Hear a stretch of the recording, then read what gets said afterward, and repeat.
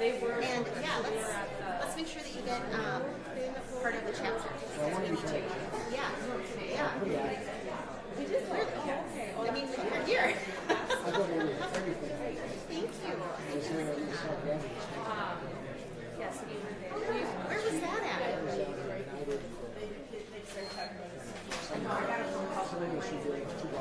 I saw him. I missed that. I was like really torn.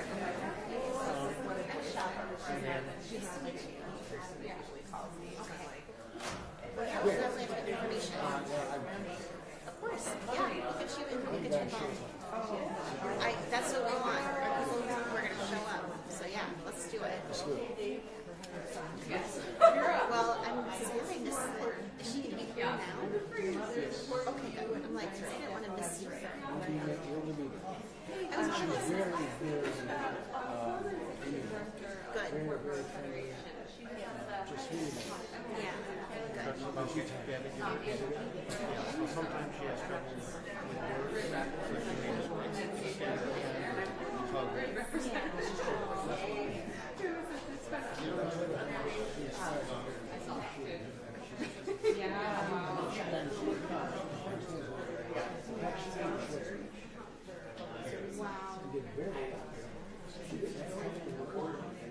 I suspect she may have been practicing it several times. But good for her. She's really She is an inspiration. 100%. Yeah. I'm here. So, Minneapolis-St. I must have seen it on the national call. Yeah, so she's like Minneapolis. I've been with. She was talking about his name. Yeah. So yeah, it's good. I mean, it helps get people mobilized, feeling like they can do something. So, organized structure. We've been door knocking all this, summer and fall. And now we've been calling people recently about the gun bills. So we need all hands on deck. Many hands make light work.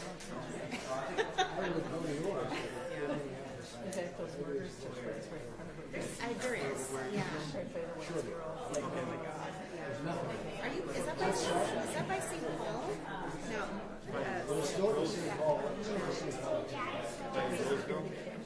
I was at the Grand. Yeah, I mean, there is a St. Paul church that's very active during the winter season. Yeah, that's Kathleen with the two little boys, Mary Francis. So you might want to talk to her. I'll take one little percentage point of that but yeah. And then if there's anyone even, there's like Stillwater, that's Chad. And another summer. Yeah. What job are you from? Minneapolis. But I don't know, like, Leo? I'll ask her. Is Shoreview St. Paul chapter? He wants to join. Oh, hey! I have. I'll ask Kathleen. She's one of the St. Paul co-chairs. Yeah. You will? Yeah. Yeah. We meet at Rondo Library. Right on University.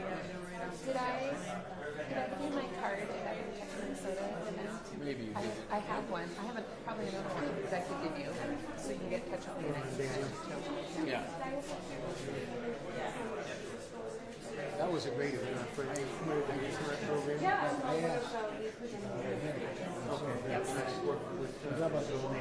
Yes, at Joan Park. Yes. Yes.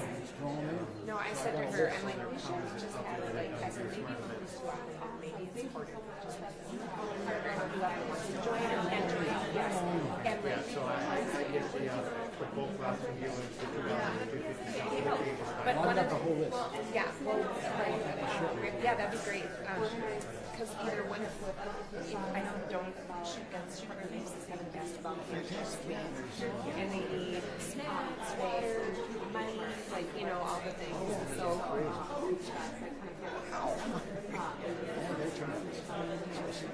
Let's don't forget. yes, I agree. Yeah. Thank you, Lee. Okay. Talk to her then, I guess. You can talk to her.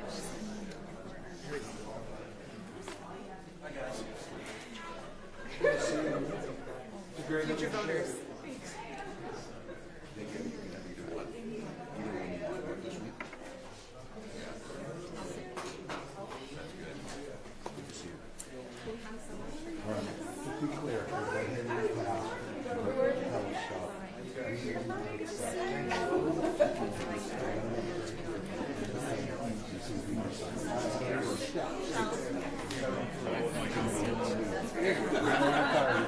Yeah. Thank you, sir.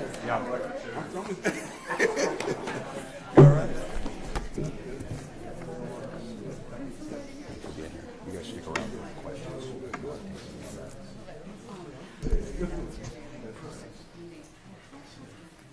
Good afternoon, everyone. Thank you for taking a little time. It's both a privilege and an awful lot of fun for me to at least see my colleague again.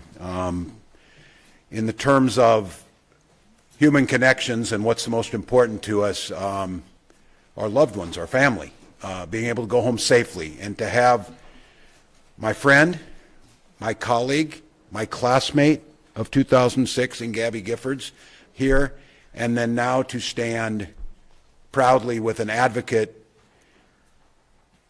that is making and has been making the irrefutable case that life cannot continue on with gun violence in America the way it's been.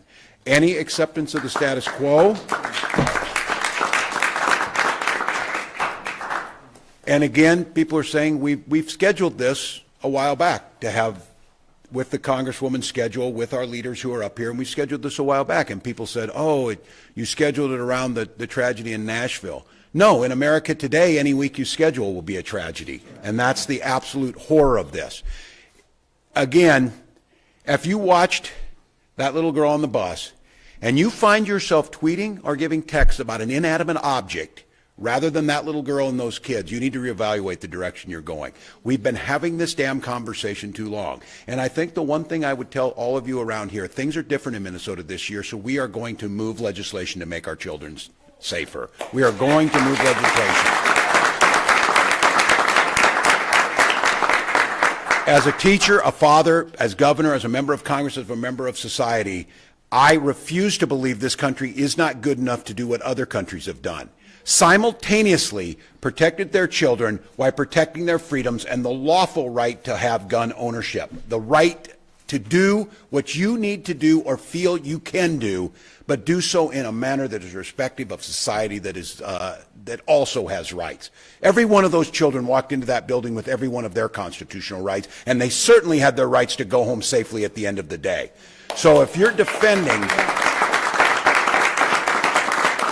this idea that there is supremacy around your right to have and carry and wield or whatever at any given part of the day has never been part of what this country is. I, as a lawful gun owner, someone who's done this my whole life, recognize that what we're proposing, whether it is making sure that there is a significant background checks that make sure we close some of these loopholes, or red flag legislation that all of us should want for our own relatives, knowing that a lot of these gun deaths are suicides in opportunities, and even in the cases we hear early in many of these shootings, family members who knew and have a lawful court-ordered right that doesn't strip people of their rights, but recognizes that if someone is in a situation where they're a danger to themselves or others, we have a responsibility to help them. States across the country have done this, and when they have, and you'll hear from the folks up here, it's lowered the number of deaths. So I just have to say, you're going to hear from a lot of speakers today. I want to take some time at the end to reiterate around the incredible work that was done out in Raymond, Minnesota, in Kandiyohi County, and the folks in Princeburg. As you know, we had a train derailment, about 22 cars, 10 of them ethanol cars, several of them punctured and caught on fire, but the situation in the response, both the response from the railroad in Burlington North and Santa Fe, the sense of urgency they took it by having their CEO, Ms. Farmer, on the ground, and the experts that were out there along with over 20 agencies, including the state, and calls from the White House prior to 6 a.m. here in dealing with this. I think we're all understand. Public safety is a broad spectrum of things, public safety from rail cars to this, but this public safety issue can no longer be ignored. We responded with 20 agencies. We responded with an entire community. We got people out of their homes and kept them safe because rail cars were burning. Well, rail cars are burning in guns every day in our school. These situations are coming up every day across the country. Until we start responding with the same sense of urgency that we do to these disasters, because when we do it, kept people alive. handled the situation, took responsibility. Oh, and guess what? We've done things to make these less lethal by changing the regulations around what those train cars look like. The same thing can be done with these firearms. So I'm grateful. You're all here to hear from Congresswoman Giffords and the work they've done, but we've got law enforcement up here. We've got legislators up here. We've got moms. We've got dads. We've got brothers. We've got sisters. We've got what the vast majority poll it. Poll these two issues. Nothing polls like this. People get it. They know this is what we should do. Minnesota's going to move forward. We are going to do as we've done for the last few weeks, move things that people have asked for to improve people's lives that make a difference. And on these pieces of legislation, this is a start. And for those critics who say, you won't stop all of these, I don't care if we stop one, that's what we're after. This idea that we have to stop everyone or there's some magic solution that's going to get there, there aren't magic solutions, but there are solutions. They did it in Scotland. They've done it in other countries where they kept their freedoms, kept their rights to own firearms, and protected their children. That needs to come to Minnesota. With that, I'm going to turn it to my partner in this, someone who's been vocal about this, someone who, as we send our child off to school every single day, has been asking us to do the simplest things. And these legislators are here. I cannot express my gratitude enough to the legislators that are here. The First Lady, when we first came to office, asked a very simple thing. Hold a hearing about this. Let's see the data and let's try and improve this. For 4 years, those were rejected. You know what changed? Legislators changed who said, we'll have the hearings, we'll go things forward. First Lady, go ahead.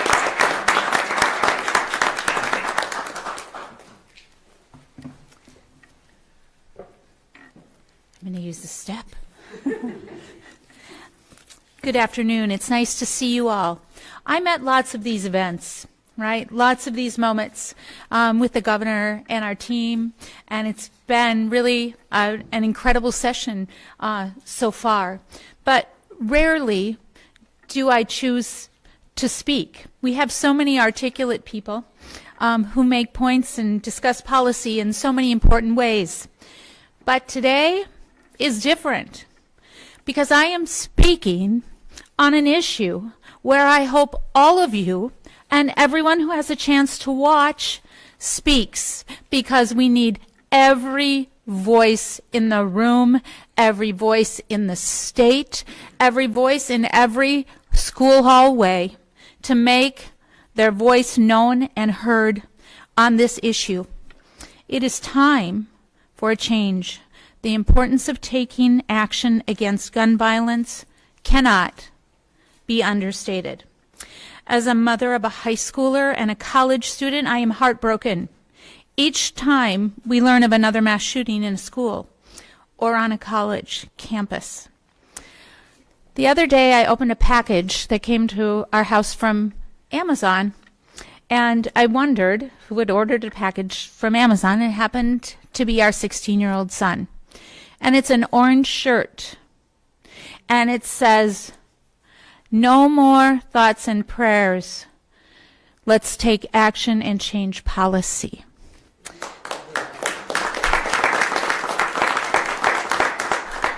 He wore that to school yesterday, and he asked if it was clean to wear again today. It wasn't.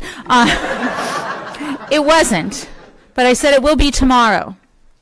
When 16-year-old young men are wearing shirts, speaking out about this, it's a very strong statement. So I would encourage you to wear your shirt, to bring your voice, to stand with women as I have stood with moms who demand action. For 4 years, asking for a hearing and being told that was impossible. I know that not every single person agrees with every single piece of policy or legislation, but what I would say to our legislators, those brave legislators who stand with us today, and those who are off doing committee work and other things, at the end of our terms, there will be some things that will be really standing out in our mind, and there will be others that will fade away. But as the governor and I have made decisions in our life and tried to model ourselves after people of courage, like Congresswoman Gabby Giffords, we have asked the question, at the end of the day, when there is an issue or a problem, have I done every single thing that I could? Every single thing within my power. Is that the decision I made? Is that what I did? So for members of the House and Senate, on this very issue, on this important issue, the question remains at the end of the day, have we done everything we could? Have we done every single thing we could to keep our children and our schools and one another safe? If that answer is yes, then there will be votes and there will be passage of this really important beginning for Minnesota, for our children, for reclaiming our dignity and our respect for life. So as I close, I would ask you, please join us. Please join us in this very common sense approach to this very significant issue this week, this day, this moment. And I'd like to introduce a champion on issues that are most important to children and families in our state, our Lieutenant Governor Peggy Flanagan.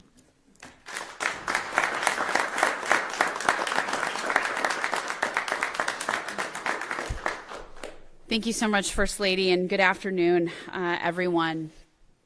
I first want to just take a moment, of course, to thank Gabby Giffords for being here, who has modeled what it means to be a legislative champion and an advocate for gun violence prevention, and also our own champions who are here with us today, Representative Pinto, Representative Frazier, Senator Westland, and my senator, Senator Latz. Thank you for your leadership. I remember when my daughter came home in first grade and she said, Mom, we won the treats, we won the prize. And I said, for what? And she said, we were the most quiet when we did the drill. My soul left my body. And she has had multiple drills since that time. We cannot and we should not put this on the backs of our children. We need to bear responsibility for their safety. And on Monday, after I learned that 6 more innocent lives were taken by gun violence at an elementary school in Nashville, and when I saw that photo, that iconic photo of the little girl terrified and crying in the bus, I sat in my office and I cried. I cried for the parents who didn't know that they would be kissing their child goodbye for the last time. And going through that in my mind every morning, what drop-off looks like for our family. My heart broke for the families and loved ones who did not get to say goodbye.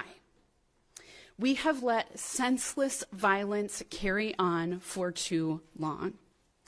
And while we continue to carry the sadness and the grief of another horrific mass shooting, I still feel hopeful knowing that we can take action right now. I am so grateful for the voice and the support of Gabby Giffords. Her resiliency and her courage, her advocacy for gun violence prevention is so powerful. In January, the governor and I rolled out a budget that places children and families at the center and ensures that everyone in Minnesota deserves to feel safe and protected and valued in their community. And let's be clear, gun violence impacts every community in Minnesota. We cannot let this be the reality for our children and families. By expanding background checks and introducing red flag laws to keep guns and weapons out of the hands of people who pose a known risk to themselves and others, we are increasing safety for every Minnesotan. And it is so far long overdue. We have to get it done. I look forward to working with the legislature to pass these bills to make Minnesota the best place for kids to grow up, where they are safe and where they actually can grow up. These 3 9-year-old children in Nashville were denied that opportunity. We cannot let that happen to anyone else in this state. So we have an incredible partner another partner in justice who's been working on these issues in his time in the Minnesota House and his time in Congress, and now is our Attorney General, Keith Ellison.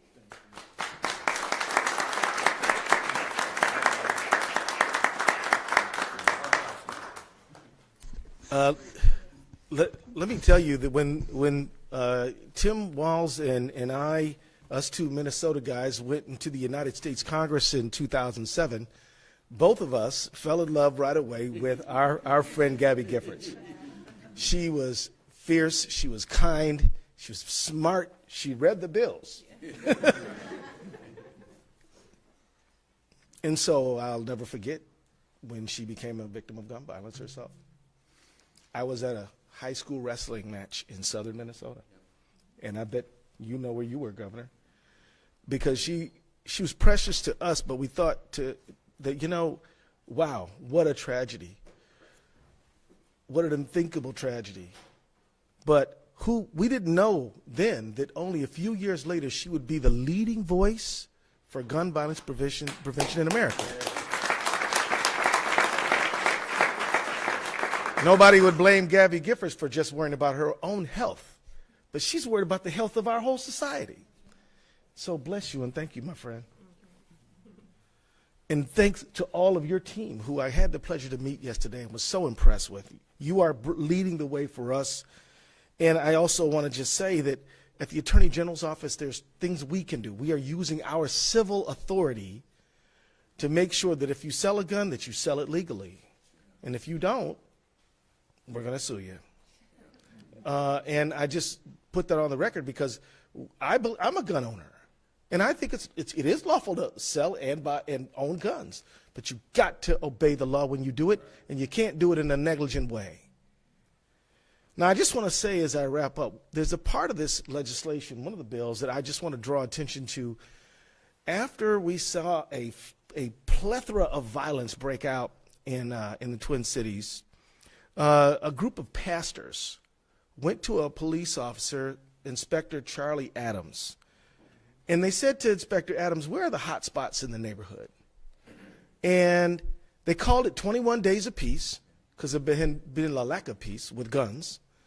And Inspector Adams said, here, here, and here. And these pastors and their congregations, they went out to some of the most hottest spots in the neighborhood. The governor knows about this.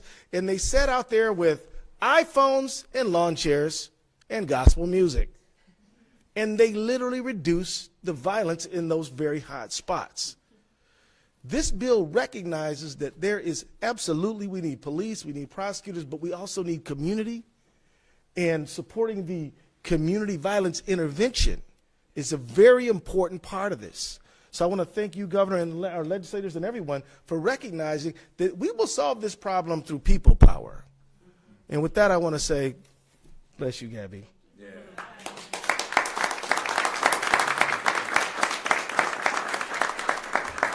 And from one gun owner to another, let me introduce you to Bob Mokas of the Giffords Gun Owners for Safety. Bob, take it away.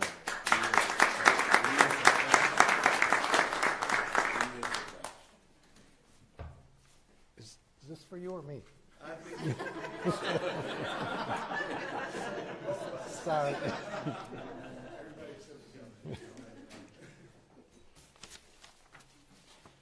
I'd like to thank everybody for coming. As one of the original founding members of Minnesota Gun Owners for Safety, I can say with full certainty that the NRA does not speak for all the gun owners.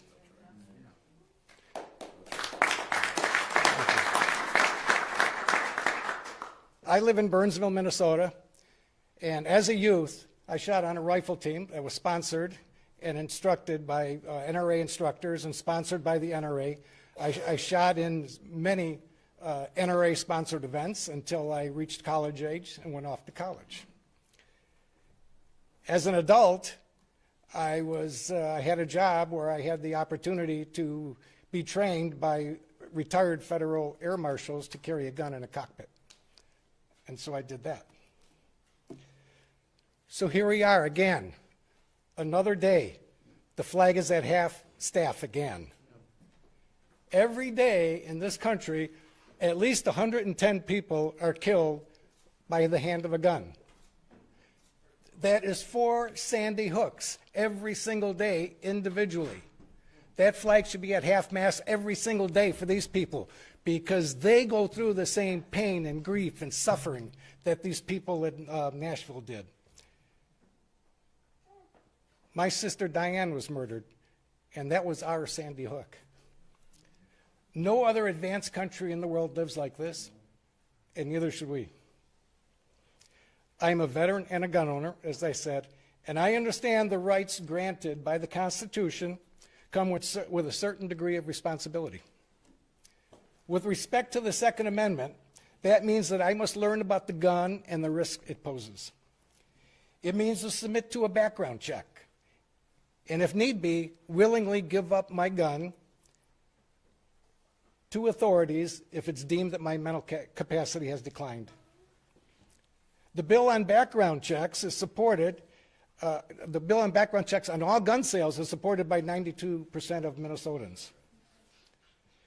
The reports in the aftermath of Nashville shooting indicate that there were clear warning signs, but Tennessee, just as like here in Minnesota, do not have a policy to intervene.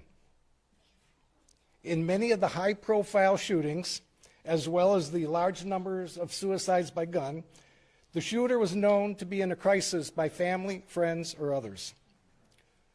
Both background checks on all gun sales and extreme risk protection order laws have already prevented mass shootings and firearm suicides in red, blue, and purple states.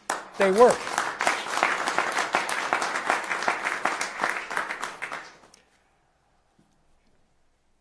I mentioned that I was a survivor due to my sister being murdered. And I know that responsible gun ownership and common sense gun laws save lives. I would like to draw attention to the preamble of the Constitution. We, the people of the United States, in order to form a more perfect union, establish justice, ensure domestic tranquility, provide for the common defense, promote the general welfare, and secure the blessings of liberty to ourselves and our posterity. I also know what the Second Amendment says. But I also know that a well-regulated militia does not mean an unregulated armed populace. And those are the words that are in direct contradiction to the preamble of the United States. That preamble tells me that we should be free to go to malls and schools and churches and nightclubs and parks and so on, and to feel safe from gun violence. But we can't. Every day we're burying kids in this country. And that preamble of the Constitution is what set the framework for the Founding Fathers to write the rest of the Constitution. Now they need to interpret it that way. Today's the 89th day of the year, and we've had 130 mass shootings so far. These policy proposals that we have is not an infringement and is not an inconvenience on a gun owner to get a background check or comply with red flag laws. Okay. It is their patriotic duty. They're obligated, the patriotic duty, to follow those laws. The real infringement and inconvenience was to the families of Sandy Hook, Uvalde, Orlando, Isla Vista, California, San Bernardino, Las Vegas, Texas, Parkland, Florida. We can go on and on. That's where the real inconvenience is. And it's time to put the lives of our children first on this. Our children's lives should not be the price we pay for that Second Amendment.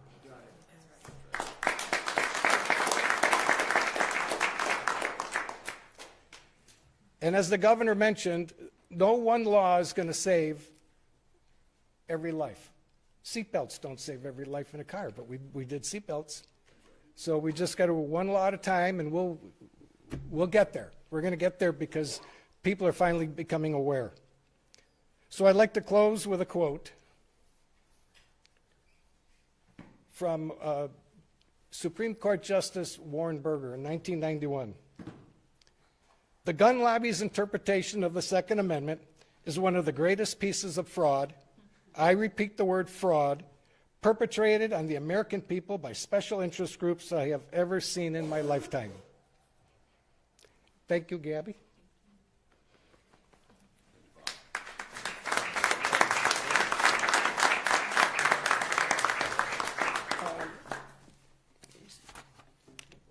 There's supposed to be a list here.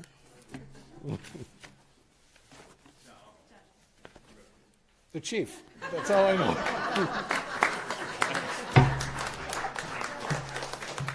Thanks, John. Good afternoon. My name is Chief Jay Henthorn from the Richfield Police Department. I'm here today to represent the Minnesota Chiefs of Police Association. We, the association, with many Minnesotas, support background checks legislation and extreme risk protection order legislation. Current law here in Minnesota has a loophole that allows handgun and semi-automatic military assault rifle sales at gun shows, private transactions, and online purchases to happen without a background check. While all other sales do require background checks, we strongly feel that requiring a background check on all sales and transfers will prevent at least some firearms from going to individuals who are not legally allowed to possess them. While we know this won't prevent all gun violence or gun deaths, we do think it will make a difference. Extreme risk protection orders focus on the relatively rare, but far too often, tragic circumstances where an individual's mental health issues escalate to dangerous behavior. These orders will allow law enforcement or family members to bring evidence to a judge to temporarily separate the person in crisis from firearms when there is substantial evidence that they pose a significant danger to themselves or others by possessing that firearm. Family members and law enforcement are often the first to see the warning signs, and we believe the issuance of a temporary risk protection order is a sensible and reasonable option to address those potential dangerous situations. We have met with law enforcement officials from Florida, Illinois, Connecticut, and Virginia. We have found that extreme risk protection orders work. We've heard the examples.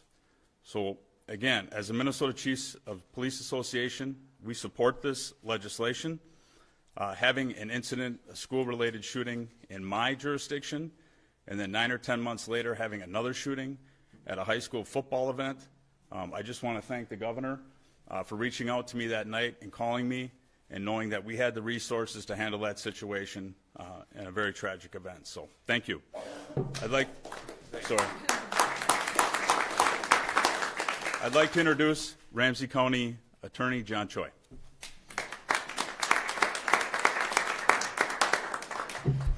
Thank you, Chief. Good afternoon, everybody.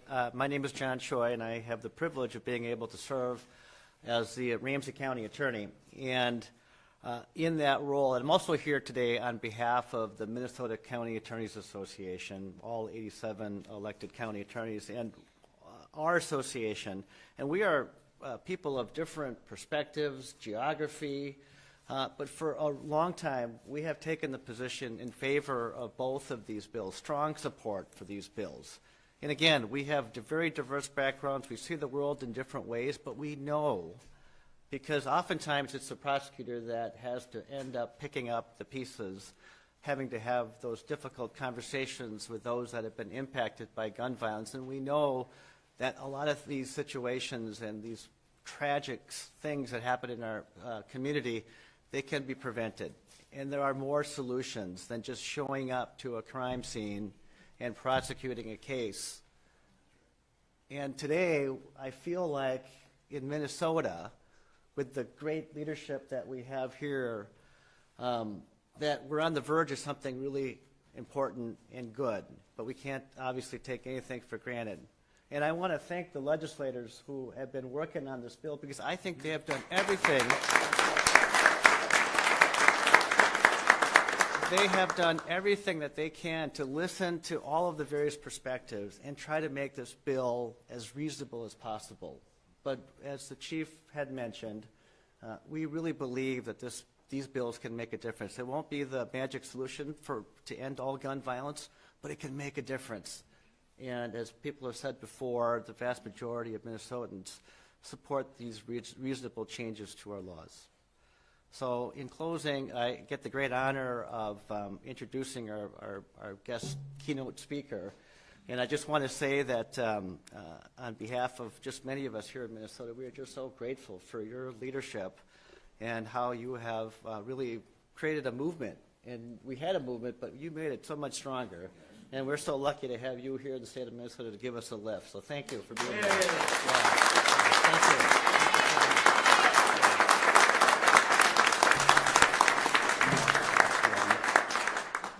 Run it out of the way. Yeah, we can move that one out. Thanks, Bob. There you go. Our lives can change so quickly. Mine did when I was shot. But I never gave up hope. I chose to make a new start, to move ahead, to not look back.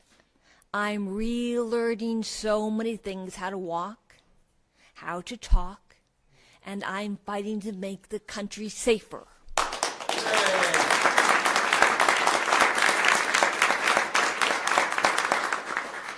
It can be so difficult. Losses hurt. Setbacks are hard, but I tell myself, move ahead. I'm finding joy in small things, riding my bike, playing the French horn, going to the gym, laughing with friends. The small things add up. We are living challenging time, but we are up for the challenge. My own recovery has taken years. Many, many people have helped me along the way, and I learned so much. I learned when people care for each other and work together, progress is possible, the world is possible. But change doesn't happen overnight, and we can't do it alone. Join me, let's move ahead together. Thank you.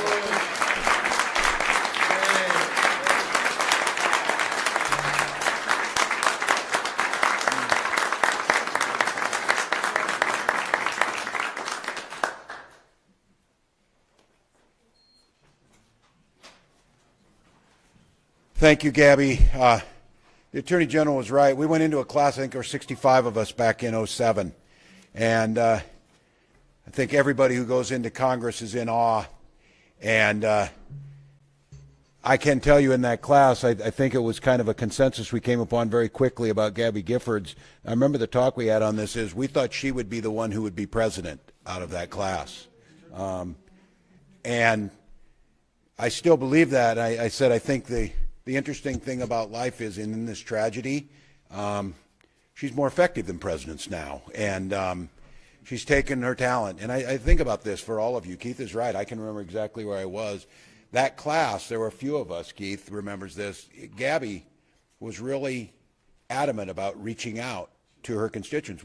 She and I had a very similar situation. We came from more rural districts that maybe leaned a little more conservative, but we talked about these issues. And Gabby said, we just need to make ourselves as available as possible. And it was her idea, and I was one of the ones that joined with her, the Congress on the Corner. And we would do our Saturday meet and greets in the produce aisle of the local supermarket.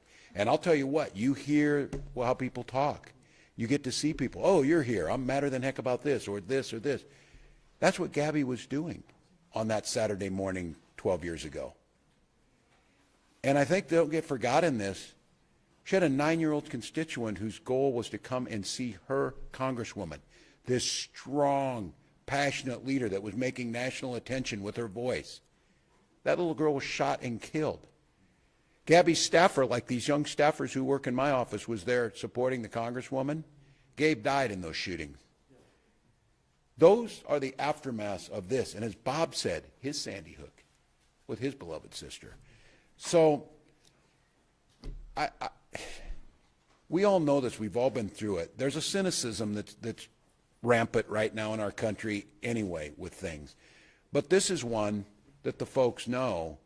People that have the audacity to, again, send out very inauthentic, oh, we're sorry this happened again, without trying to fix it. We have an obligation to do that. And I know this is a holistic approach. And I just want to name on this issue, too, is as we deal with mental health issues, how dare you blame this on people who are dealing with mental health issues? The number of people, Minnesotans ourselves, all that go through these things, the vast majority of people, that's not it. Say what we know is in this, that other countries deal with mental health issues. Other countries deal with poverty issues. Other countries deal with these things. You know what's different? Hundreds of millions of guns and easy access. That's what's different. So I can't stress enough, and as Bob said, none of these things stop you from owning your firearms. None of these things. You see those pictures of that shooter stalking through the halls with that firearm. It's unacceptable. So I just want to give my great gratitude to the folks who are here. I don't know what to say. Certainly in the job as governor you would do this, but I think even in the job as high school teacher, the number of people I know who've had their relatives shot and killed, each one of your families, I know there's families up here that their children witnessed shootings. All of us have now. That is not normal. So I'm just right on this right now. No one is challenging. No one wants to take your guns. This is not some debate or something that was thought up by media experts and say, talk about it this way, say it this way, and that's what we'll get. That's not what it is. I tell you what people want. They want their kids to come home safely. They want to be in those malls and in those parks and in those nightclubs. And they can still do the things they need to do with legal firearms. So again, we're going to pass this. It's different for those who say no. I just say, look at what these legislatures have already done to improve the lives of Minnesotans, and they're going to continue to do that. So thank you all for here. I'd be glad to take any questions of the folks up here who would like to. Are you confident you can get those two bills through the Senate? Yeah, I'll let senators come and speak on this. But I have to tell you, if past is prologue, the answer is yes, because we're simply getting things done. And I think the passion on this one. So I'd let, if the senator want to speak on it, Senator Latz, he knows this, but they have been leading with courage, with vision.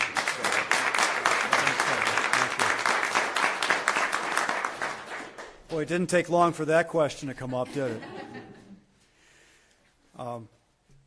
Those of you who have been following this know that for almost the entire tenure of my predecessor in the judiciary, at the conclusion of most of our committee meetings, I would ask when we were going to have hearings on these gun bills. And I kept getting different stories. We're pretty crowded on our agenda. We don't have time for it. Leadership isn't making it a priority. At the end of the day, there were hundreds of hours of unused committee time that we didn't use for anything. We had plenty of time. But it's true, it wasn't a priority. That's right. It's a priority now. Yeah.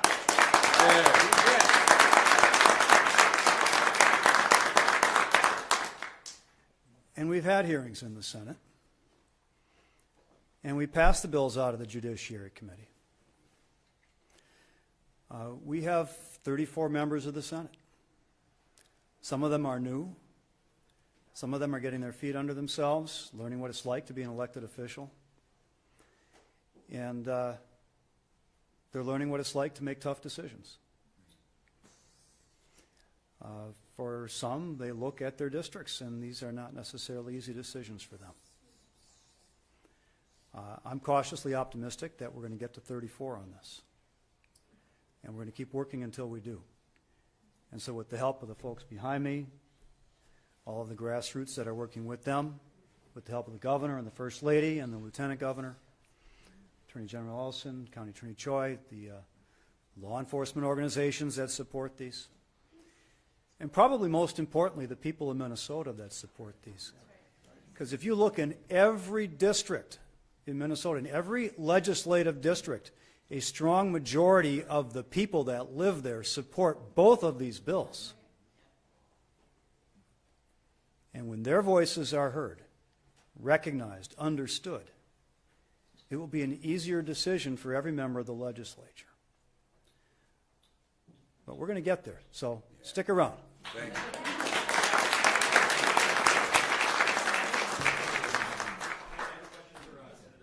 Yep. There were a couple of other bills that were aimed at gun control bills that were being discussed earlier this session, like magazine capacity those aren't in, as far as I can tell, those aren't moving forward in the Senate. We're talking about background checks, and we're talking about the red flag law. Is the reason that those aren't moving forward because of senators like Hochschild and Kupek? Is it like you have more confidence that these will be something that they can stomach and pass? For me, and I think I can reflect the views of the people who have been working on these issues for many years, the two bills that we're seeking to advance, the red flag bill and the background check bill, have the most data behind them that say they work to reduce gun violence and gun deaths. They have the broadest identifiable support in the population in Minnesota. Frankly, I don't think we want to be in a position of biting off more than we can chew either. I think it's worth focusing on two effective pieces of legislation and not spreading our, well, you can't avoid gun metaphors in the English language, can you? We don't want to spread our fire too wide, right? So let's concentrate on what we think will be most effective, and I think that's what we've been doing. That's what we've tried to do for a number of years. And there may, let's work on those.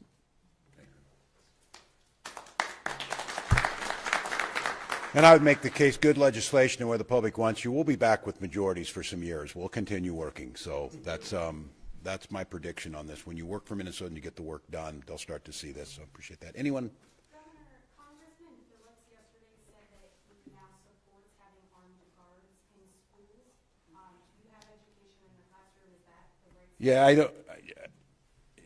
This one, I'll tell you first and foremost, I certainly don't support arming teachers in any way, and I think we've seen proven this. More guns don't mean better safety always. I want to be clear about this. Listening to the professionals who are in this, understanding individual situations of where things are at, but as a fix on this, we always talked about this. It's a military term to harden the perimeter. We don't need to harden the perimeter to our schools. We need to make sure that guns aren't in our schools and that the shooters are not there. I think that's the way I want to approach it. I do want to be clear, though, we listen to local officials depending on where situations are, but I never think it's a good solution. And I think, again, we are rewiring our children's brains with active shooter drills. We're rewiring their brains of what that safe place is, and for many of our children, that's the safest, the best place they can be. There's other things that we can do. We got to go further upstream. Take any off topic, or we'll take some off. If these folks go, I'll stay for some off topic if you need it.